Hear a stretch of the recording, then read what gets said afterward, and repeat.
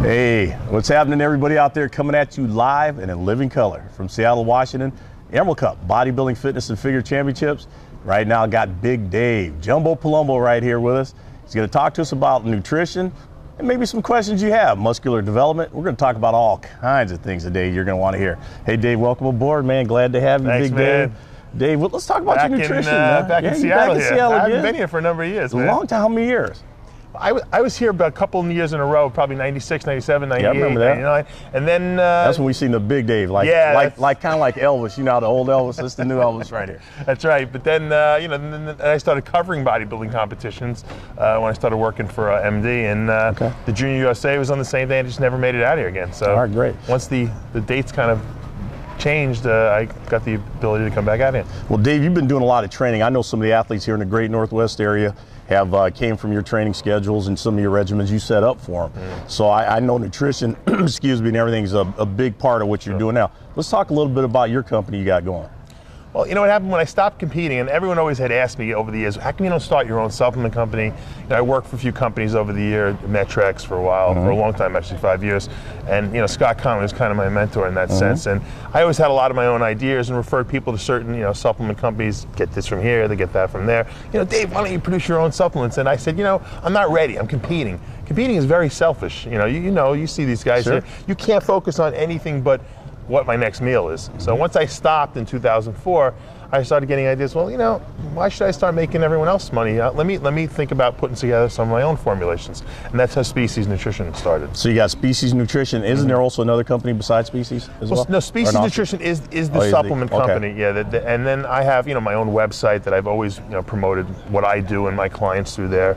And then just recently, after I left Muscular Development, I started RXMuscle.com, which actually was a website and magazine prior in the early 2000s that I kind of had let drift off because I had gotten involved with MD. Okay, great. Dave, now when we talk about Species, are there any certain kind of formulas you're specializing in, or are we talking about a range of everything? Species is not really, I never set out to start a supplement line that was kind of like the other lines, like a nitric oxide release or a dormant muscle cell activator. I kind of geared it towards my dieting recommendations for my clients, which was basically a high protein, moderate fat, very kind of moderate carb diet.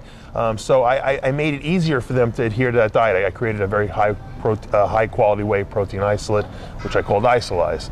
I was always a big believer in non-stimulant based fat burners. I don't like to overstimulate the body with a lot of caffeine and synephrine and stuff like that. So I produced a non-stimulant based daytime fat burner, Lipolyze, and then a nighttime one, Somalyze. Those three products right there became the core of my supplement line and are to this day the best-selling products. And then I've developed other products that go along with my nutritional philosophies, like a fiber supplement. I have something for your joints, an essential fatty acid supplement, and recently I just came out with macadamia nut oil, which if anyone out there knows, I'm a big advocate of macadamia nut oil. Now, why is that? Why macadamia nut? It's funny because a lot of people always thought extra virgin olive oil is like the magic oil out there for essential fats, for lowering cholesterol, anti-inflammation in the body, and as we all know, bodybuilders and anyone who works out hard need good fats in their body to help repair the muscle cells, because the muscle cells are just not made of protein, they're made of fats too.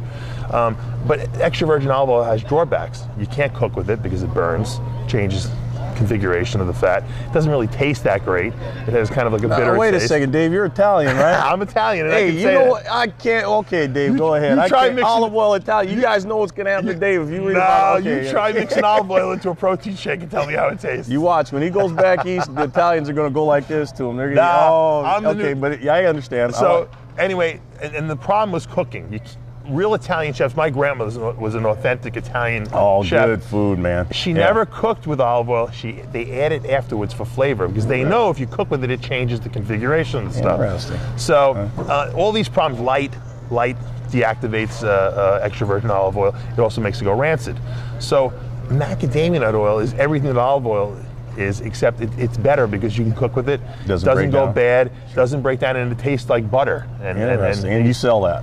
And so what happened was I was looking for it. I couldn't find the stuff anyplace. There was like one company that sold it, and I kept advocating it for my athletes to use it. They're like, Dave, where the hell are we going to get this stuff?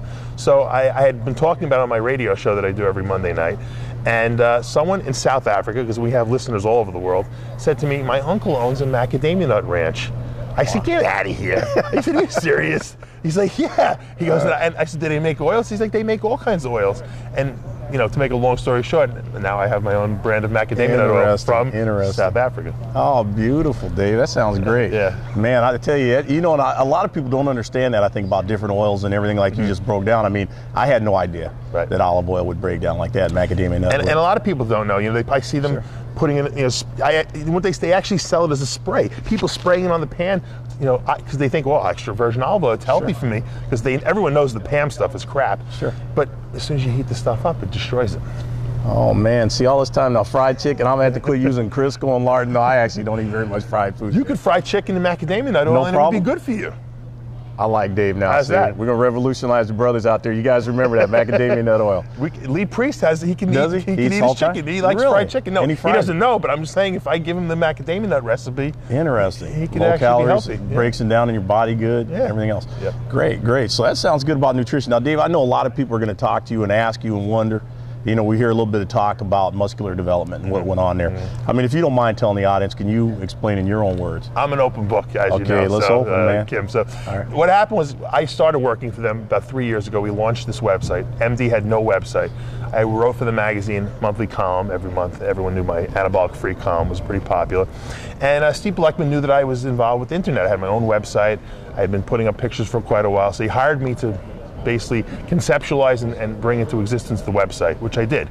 And 3 years, to make a long story short, 3 years after I did that, it became probably the online place to go to. We had a radio show with John Romano. We did contest coverage at all the contests all over the country.